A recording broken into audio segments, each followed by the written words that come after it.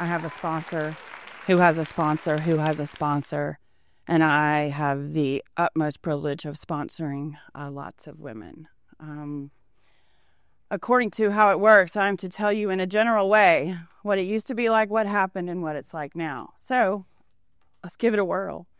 I was born in a little town called Milledgeville, not at this insane asylum, although my mom probably will disagree with that, at Baldwin County Hospital. And I think I took this from my sponsor. I came out of the womb cussing and drinking and smoking. But my parents didn't exactly know about me. They thought they were having a boy. And that was way back when the mom didn't really get an ultrasound or didn't really, get told what or how many she was having. So under the assumption that they were going to leave the hospital with one boy, they left with two girls. I learned when I did my first 4-step that me saying that I came out as the black sheep of the family was probably the most selfish thing I could ever say. How dare I make it all about me, which I'm really good at. My parents thought they were having one boy, and all of a sudden they had two girls. So that was kind of the interesting start of my life. My twin sister and I have an older sister, 4 years older, and we had a good life growing up. My perception of my life growing up anyway was pretty good. Both my parents worked.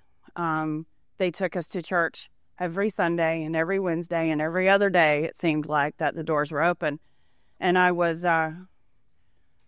raised in a good, loving environment. At around the age of 13, no, not around the age of 13, at the age of 13, my world got rocked. Because my twin sister and I had gone to a church camp over the summer for a couple of weeks. My older sister had just graduated from high school, and my life as I knew it was over because my dad left my mom. They had been married for 23 years, and we were the Jones family. We were that family that nobody would ever think would split up. On the outside, that's what it looked like anyway. So my sister and I came home. My older sister came home to a house with just my mom when she told us what had happened. And that kind of set things in motion for me. As I said, I'm a twin. And not to think that I'm terminally unique or different than anybody else, but I often hear people speak and they say, I just wanted to be a part of. I just wanted to be a part of. Well, I just wanted my own individuality. I didn't want to be referred to as the twin or as little April or anything but me. So I was determined to stand out in that crowd. Unfortunately, I made a lot of bad choices in order to be noticed. So 13 years old, crucial time in a young girl's life anyway. My dad left. I found out that not only did he leave my mom, but he had been having an affair with a woman who had, guess what, 3 daughters. 2 of them twins, the older one 4 years older. So he left one household to go to this household. A lot of daddy issues came from that. I didn't understand why I was abandoned. I didn't understand why he didn't love me anymore. I didn't understand why he didn't love my mother anymore. I didn't understand how he could trade us for another set of us. That being said, my mom was left to raise the girls. My older sister had gone off to college. My twin sister and I were left at home, and my mom did an absolutely wonderful job at being the best mom that she knew how to be. At the same time, she probably had some fear of her own that if she didn't kind of cater to our needs and wants, especially, maybe we would leave too. Maybe we would decide to go live with daddy instead of her. So my mom would pretty much let us do anything that we wanted to do. She was such a good, loving mom that when I was 14 years old and I decided that I wanted to try alcohol for the first time, she was such a great mom that she went to the store and bought it. and brought it back home and said, I'd rather you experiment here so I know you're safe. So I did. I drank that vodka and it was so good. It was so warm. And as it went down, it made me feel so tingly and so refreshed, so alive, so amazing. In retrospect, I see now that I began drinking alcoholically straight off the bat. I didn't just have a little sip or one drink. I had the whole bottle. I must disclose that I sort of shared the bottle with the boyfriend at the time, but I definitely drank most of it myself. My mom, again, being the best mom that she knew how to be, when we went to take my little boyfriend home that night, I got sick all over the side of her car. It was pretty gross, so I was told. But the next morning, she did a great job at cleaning it up for me, and, it was fine.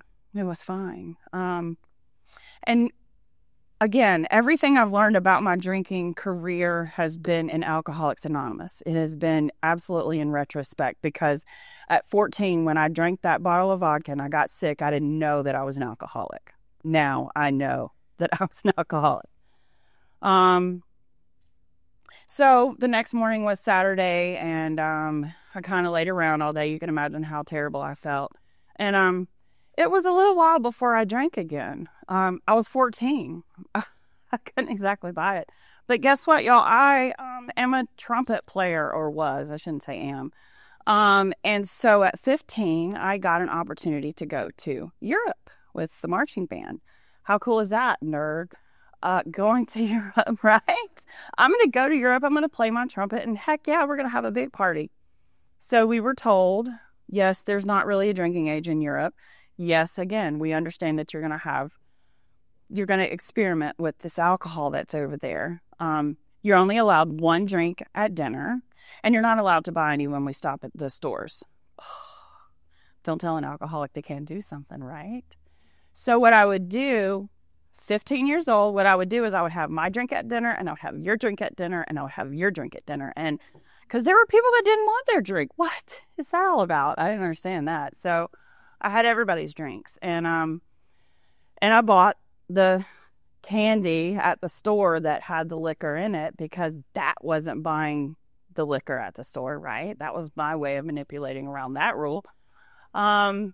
So I came back from this 2-week trip in Europe, and my suitcase was filled with all of these empty bottles, because I was so proud at all of the different types of liquor and wine and everything that I had tried. I was proud of that. That was before there was like a weight limit on suitcases. So I was good. And I literally displayed those bottles for a long time in my house. So we're cruising along. Drugs are a big part of my story, but I'm going to respect the fact that this is Alcoholics Anonymous, and I'm going to do my best to keep my story about alcohol. But basically, anything that I could put in my body to change my perception of reality is what I did. And I wanted more of it. As soon as it hit my body, I wanted more. And that's what this disease is for me. It's a disease of more. 16 years old. This time I was marching with the Atlanta Olympic Band, and I met the really cute percussionist. And he did some things that I had never done before. So, whoa! He was old enough to buy alcohol. So, heck yeah, I'm going to hook up with this guy, right? Start sneaking out. That was back when three-way calling first started. I'm dating myself now. And so what I would do is I would tell my mom that I was at my best friend's house, and really I was downtown in a hotel room doing whatever with whatever. And I would call my friend, and she would call my mom. So my mom would think that I was at my friend's, carry those good friends along with you, huh? They kind of do what you want them to do. And anyway, so 16 years old, that's the kind of stuff I'm doing. That's when I decided that I was just, I'll put this one out there, I was just going to be a pothead the rest of my life. Because that, I didn't get sick, I didn't get violent, I didn't get sad, I didn't, just put me in the zone. Finished high school. By the time I was a senior in high school, we could leave at lunch and go off campus for lunch. So the only class I had after that was band. That was fun. So I took advantage of that leaving campus for lunch, and I never came back the same way to school that I had left before. Things are going well again. I'm living my life thinking everything's okay. I graduate. We're pretty smart people. Like, by the book, I'm, pretty smart, like educated and stuff. Man, I made a lot of stupid choices. I remember I had some scholarships to go away to school, but see, if I went away to school, then I would have to leave all my friends that did the things that I did. And I don't know if I would make the friends there that I needed to make to take care of my substance needs and issues. So I did what a lot of people did at that time, and I went to Kennesaw. Go Owls.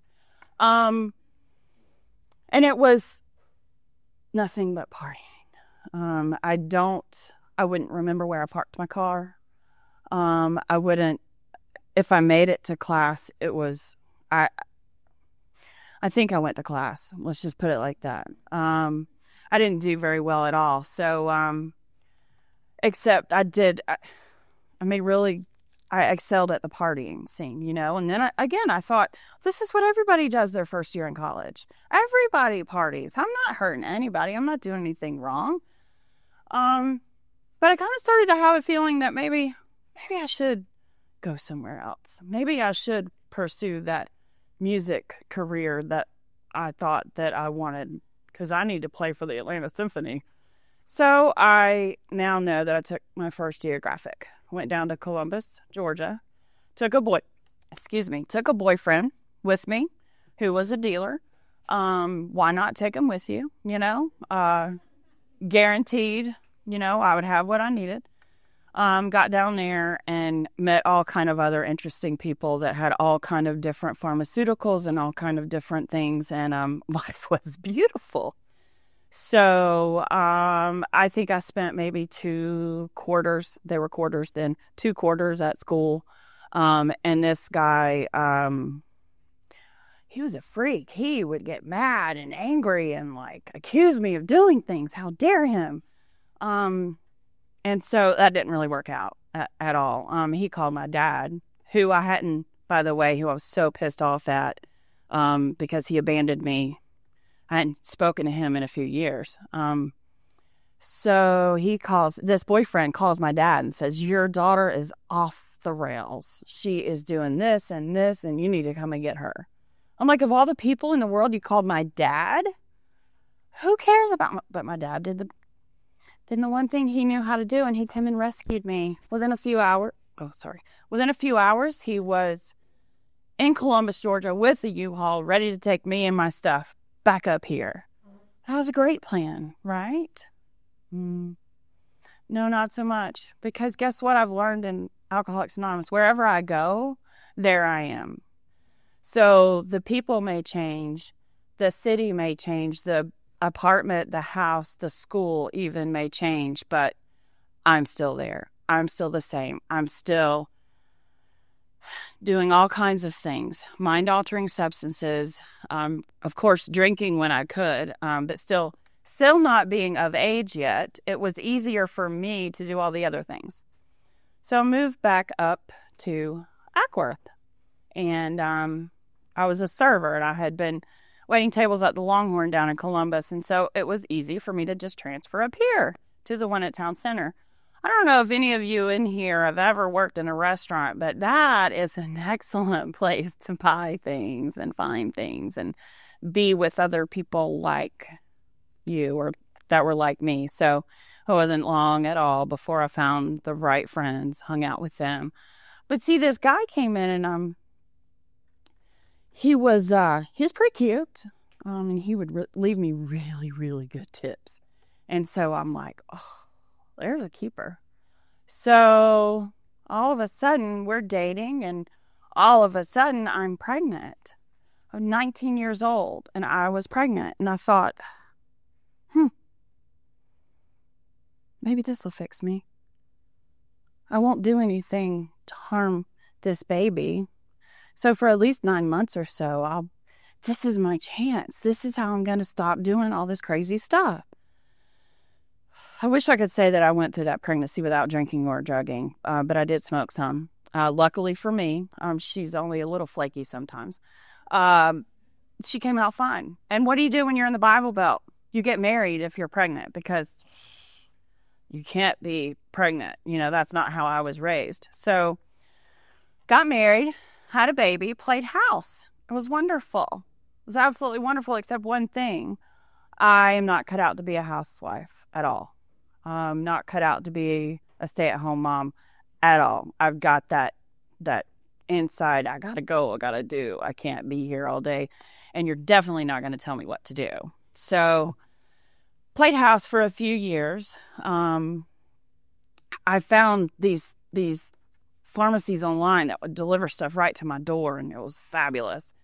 I was always there for my daughter, though. Even when it got stopped by the state patrol because my car smelled funny, I was being the best mom I could be because my daughter was with me and she was safe, right?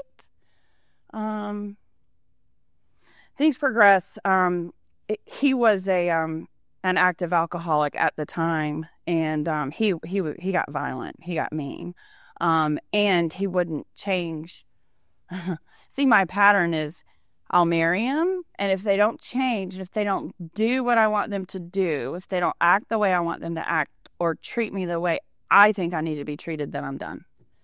So we got a divorce, and along comes number two, husband number two. And guess what? I met him at another Longhorn.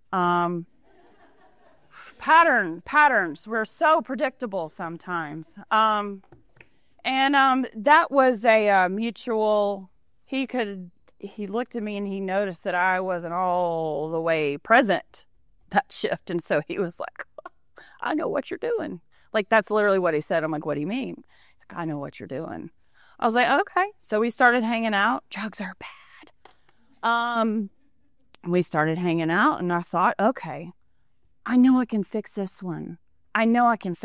See, what I'm good at too is taking other people's inventory, even before I knew that's what I was doing. He didn't measure up either. I thought, even there's a sign. You should know that you're not making the right decision when the best man at the wedding asked you, what are you doing?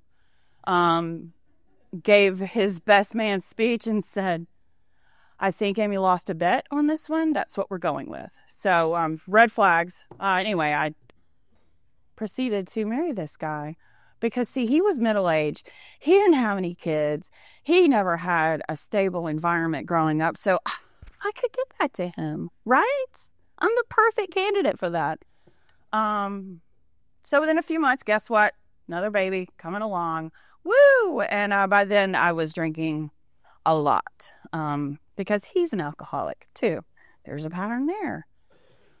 So I kind of validated my drinking more because he drank. It's a lot easier for us to drink when other people are drinking. I don't know. Anyway, for me, that's the way it was. If you're drinking and I don't see you have any consequences, then I can drink and that won't happen to me. Well, along comes my first DUI. Unfortunately, we had been before we got married. I'm sorry, because I didn't get a DUI while I was pregnant. How? I don't know. But anyway, so I get my first DUI, and because we had been at the bar and we flipped a coin, who was going to drive, who was the least, neither one of us should have been driving, but I lost or won the coin toss, whichever one you want to call it, and I got pulled over by a Cobb County Park ranger who had no idea how to do a DUI stop. So then all of a sudden, all of these people were around, and you know what? It just was an inconvenience. I had to go to jail. I had to pay a fine. I had to do community service, and I was on probation, and whoopee shit. It was just an inconvenience for me. So I kept doing what I was doing. I kept drinking. I just didn't drive for a while drinking. We have a baby. Things are moving right along. Again, I wish I could say that I stayed absolutely sober throughout that pregnancy, but if you drink a glass of red wine, it's fine, right? That's actually good for the body. Well, they didn't tell you that it should be like a normal class. My classes were like this. But again, I was hanging around people that co-signed my bullshit. It was absolutely acceptable to them what I was doing. Well, a few years go by and I can't fix him either. He's not changing at all. He is like quitting his job and doing weird, stupid stuff that I don't even know why he would do that.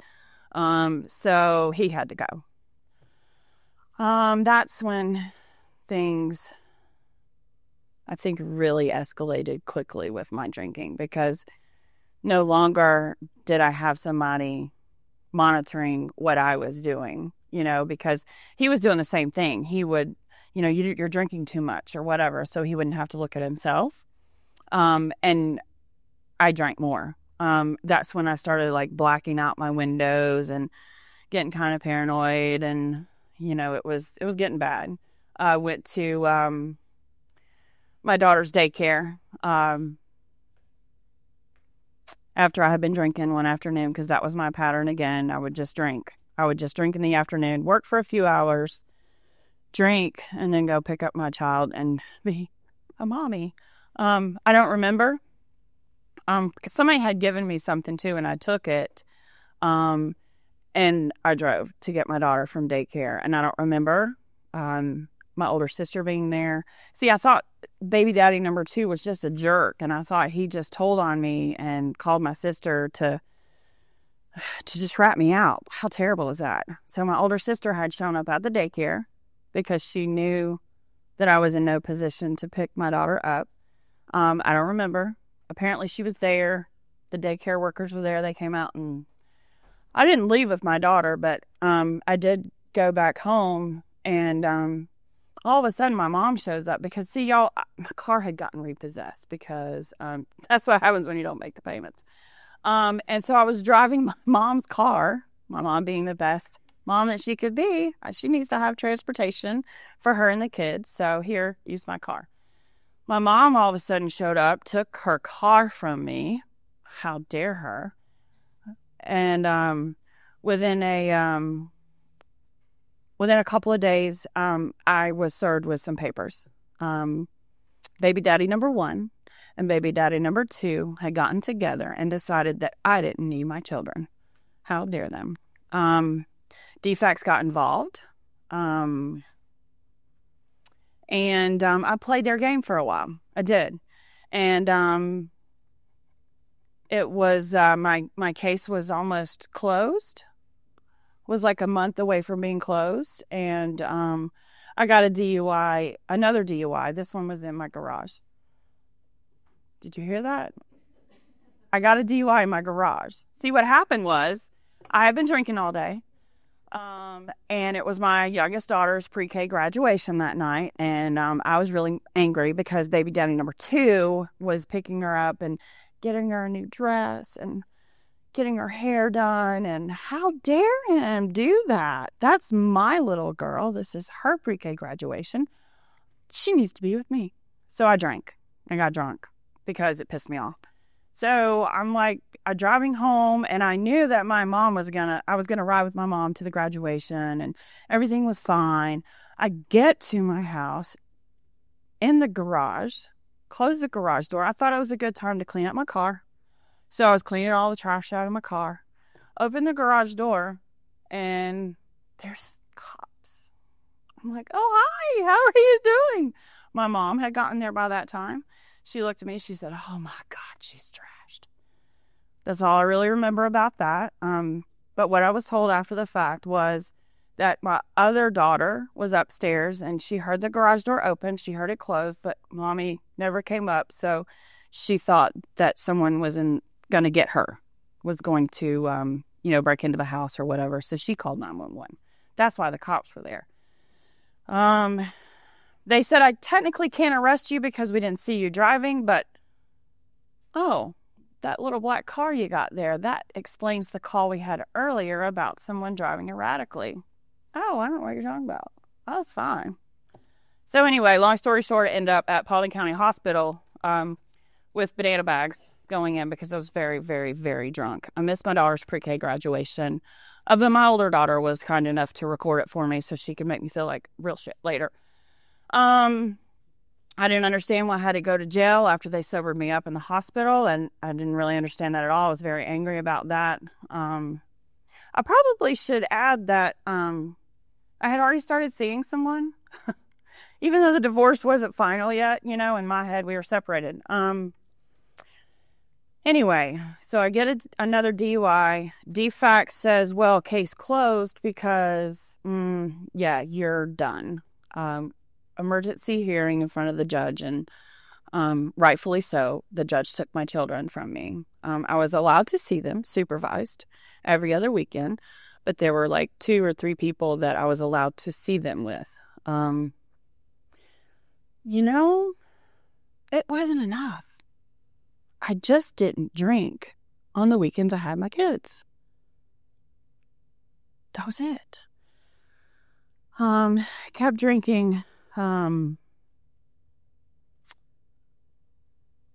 My current husband now, he's got, he stuck by me the whole time. See, he's, an alcoholic too. Luckily we got sober together. But every other weekend we would hide out and we would drink, or we would do our thing. And then every other weekend, I'd have my kids and whatever. This went on for a while. Somehow I manipulated the judge back into letting me have custody back. And so the day that I got custody of actually just one of my children back, my divorce was final, around lunchtime that day. And Scott and I were at Cobb County Courthouse at 6:00 that night getting married. So there's all the last names for you. We kept drinking together. He would try to stop drinking for periods of time. He actually had quite a number of years where he didn't drink, but I never went out without any other substance. I always had something in my body to change my perception of reality all the time. I took some pills, drank some wine, and same thing I did every other day, and ended up falling out in the kitchen on December 22nd of 2000 something, and ended up in the hospital, waking up with a breathing tube and all that whole 9 yards. Luckily, Scott was able to perform CPR till the paramedics got there. Woke up in ICU. And I had no idea I had been selfish. I had no idea. Suicide was never like a thought of mine, but I do remember the most selfish statement I've ever made in my entire life. When I woke up and I looked at Scott and I said, "Why didn't you let me die?" And he said, "Because I love you." I said, "Okay." So I got to come home on Christmas Eve day, by the grace of God. I didn't die and stay dead. I don't know if you've ever heard me share that, but I didn't die and stay dead. We went along our life. Still wasn't enough. I kept drinking. I just thought, wow, that was unfortunate. I better not do that again. But guess what? I did it again. A few months later. No concept of the fact that once I crossed that threshold into addiction, into alcoholism, it was unpredictable what would happen when I put substances in my body, whether it be 1 or 2 or 12. I had no idea what would happen. I know that now. That's why I'm not willing to take that risk again. Went back to the hospital, same kind of deal again. Got out, and I had gotten another DUI somewhere in there. And it was pending. And it was pending for a long time. It wasn't until March of 2013 that I went to court for the final time. There had been court appearances up until that point, and my ex-mother-in-law would show up every single time. and advocate for me to get treatment. She had letters from Mothers Against Drunk Driving. She had this and that, and she really was advocating for me to get treatment. I thought she was just the biggest bee in the whole world, and she was out to get me because I was not a proper mother for her granddaughter. Very first amends that I made was to that woman. Because of her, I was afforded the opportunity to choose Cobb County DUI court program or jail for a couple of years. That was unacceptable to me. A program, a year, oh gosh, I'm going to have to stop drinking. Because by then I was drinking all day, every day. My intentions, okay.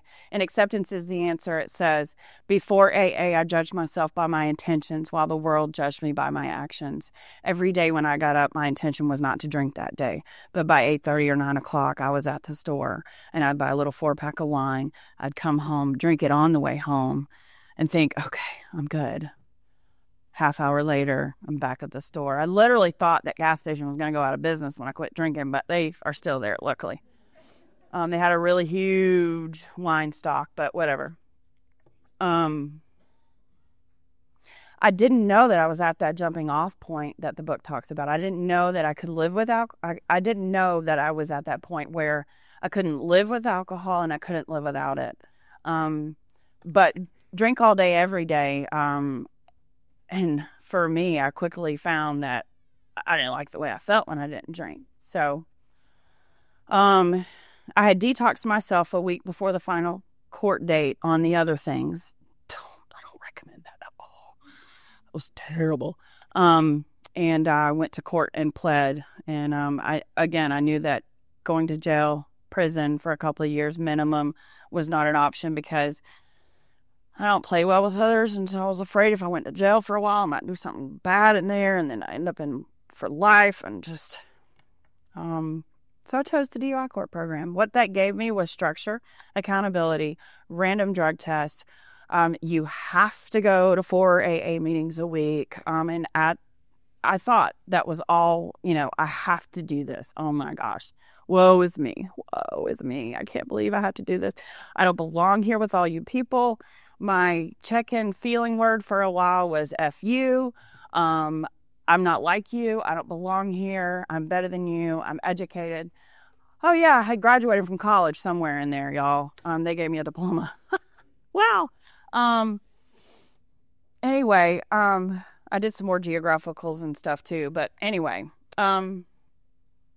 so I lost my license for a while, for a few months. And my husband was taking me back and forth, taking care of the kids while I was doing all of these meetings and group therapy and individual therapy, and I was just done. I said, oh my God. He said, you know what? They got you for at least a year. Why don't you get something out of it? And at that moment in the truck, I surrendered. I said, okay.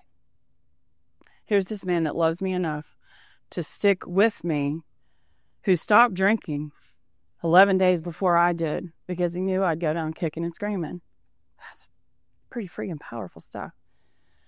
I graduated at the top of my class, DUI court. All I mean by that is that I didn't get any sanctions or get in any trouble along the way by the grace of God, and I embraced the program. We were told that we had to get a sponsor.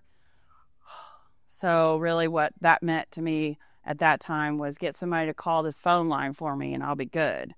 Well, I picked this woman who has turned out to be the best thing that ever happened to me in my program. She'll have 34 years of sobriety next month. She did a lot more than call the phone line for me, and thank God. She took me by the hand. She taught me how to behave, how to be a mom, how to be a lady, how to get me out of the way. She shared her experience, strength, and hope, and she still does. She's an amazing woman, and I couldn't have asked for a better sponsor. At the time, I was scared. I was scared if I didn't do what she told me to do, that she wouldn't call that phone line and then I'd get in trouble. So fear's a good motivator. It really is, especially for this alcoholic.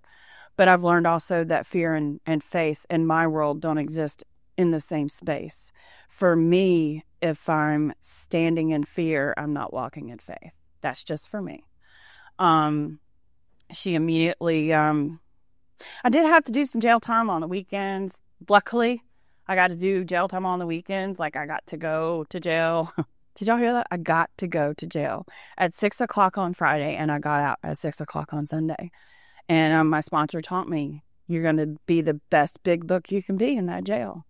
And I said, okay. I was able to share the little experience, strength, and hope that I had with the women in there. I was eager to do laundry. I was eager to organize books because I was excited that I didn't have to stay there all the time. I knew what time I was going to leave. So I got through that. She helped me get through that. She started walking me through the steps immediately.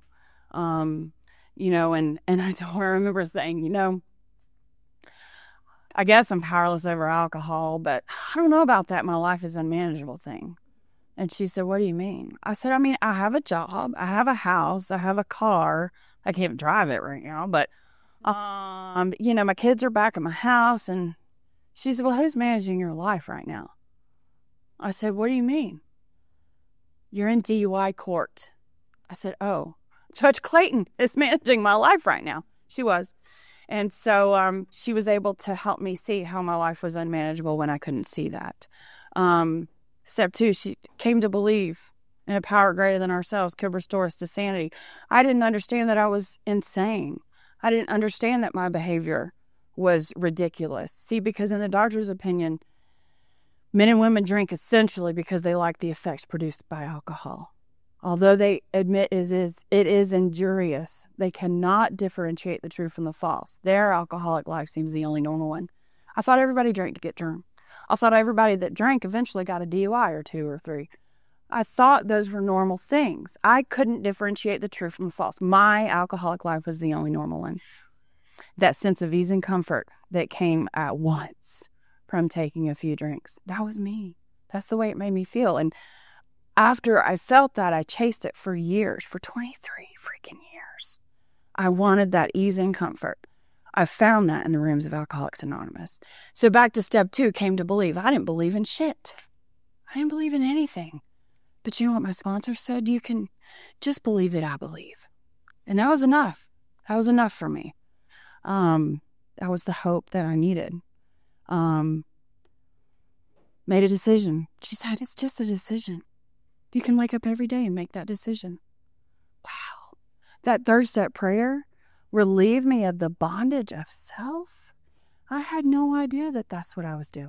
I had no idea that I was a prisoner in my own skin. She helped me to see that. 4, made a searching and fearless moral inventory of ourselves. I was so excited. Finally, I get to tell one person all these terrible things that people have done to me. Until we got to my part. I didn't understand that either. She helped me to see that I was the common denominator in all of those things. Step 5, I had told you a little bit, and you a little bit, and you a little bit, and definitely not going to tell anybody that one. She shared her experience and strength and hope. And by God, and she would appreciate me saying, that old woman, I had a lot of things in common with her, because what she did was she shared with me similar situations, similar things that she had done when she was active in her disease. So that gift of identification was there. Oh, we got something in common. Step 6 and 7 for me, I try to live in 6 and 7 because there's always something I can improve with myself. My character defects are there. They're not as bright and bold and eager to come out and play as they used to be, but they pop up every now and then. I'm going back through the steps with my sponsor again right now. With my experience that I have up until this point in sobriety, I'm going through the steps where I am today, not where I was. And I'll tell you, that's a whole new experience in and of itself. So 6 and 7 are really where I like to hang out. 8 and 9, I made that list. I had that list. Remember all those people that had done something to me, right? I had that list. And so slowly I immediately began making amends was a couple years before I could make amends to baby daddy number 2, because I couldn't get past what he had done to me. And it talks about that in the book as well. So I was just willing. I was willing to be willing, to be willing, to be willing. And then all of a sudden, I was chairing a meeting on the 9th step, and God said in a really loud voice, "It's time." I looked around. I thought, who said that? Because there were 2 women on the porch that day. I'm like, did y'all say something? And they're like, no, weirdo. You didn't hear that? No. Again, it's time. I knew exactly what that meant. I didn't want to, but I knew exactly what. She helped me write word for word. My sponsor did. Helped me write exactly what I needed to write to make an amends that wasn't about what he had done to me.